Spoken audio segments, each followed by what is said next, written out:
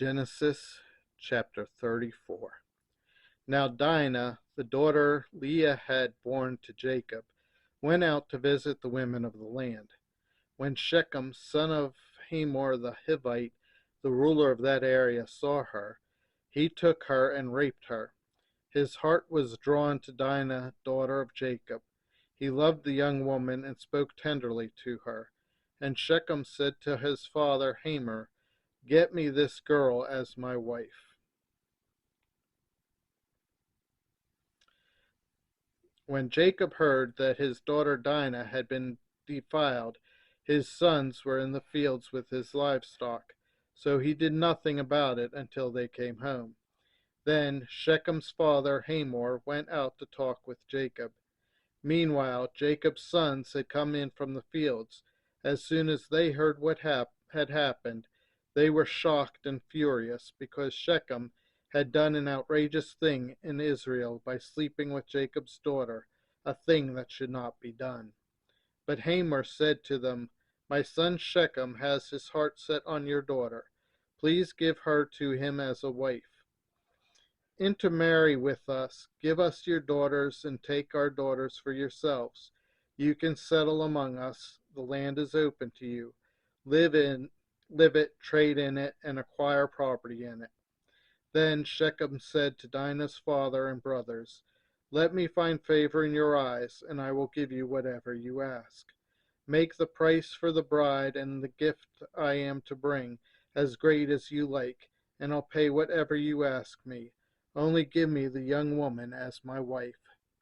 Because their sister Dinah had been defiled, Jacob's sons replied deceitfully as they spoke to Shechem and his father Hamor. They said to them, "We can't do such a thing. We can't give our sister to a man who is not circumcised. That would be a disgrace to us. We will enter into an agreement with you on one condition only, that you become like us by circumcising all your males. Then we will give you our daughters and take your daughters for ourselves. We'll settle among you and become one people with you. But if you will not agree to being circumcised, we'll take our sister and go." Their proposal seemed good to Hamor and his son Shechem. The young man, who was the most honored of all his father's family, lost no time in doing what they said, because he was delighted with Jacob's daughter. So Hamor and his son Shechem went to the gate of their city to speak to the men of their city. "These men are friendly towards us," they said. "Let them live in our land and trade in it. The land has plenty of room for them. We can marry their daughters and they can marry ours. But the men will agree to live with us as one people only on the condition that our males be circumcised, as they themselves are. Won't their livestock, their property, and all their other animals become ours?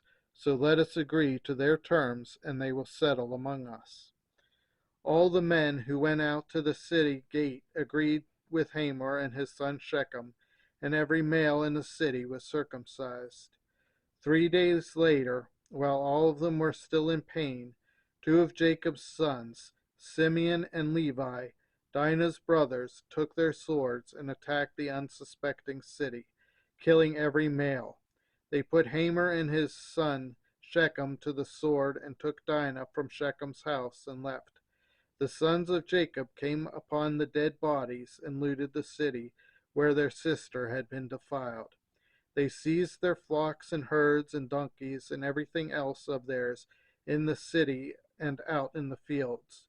They carried off all their wealth and all their women and children, taking as plunder everything in the houses.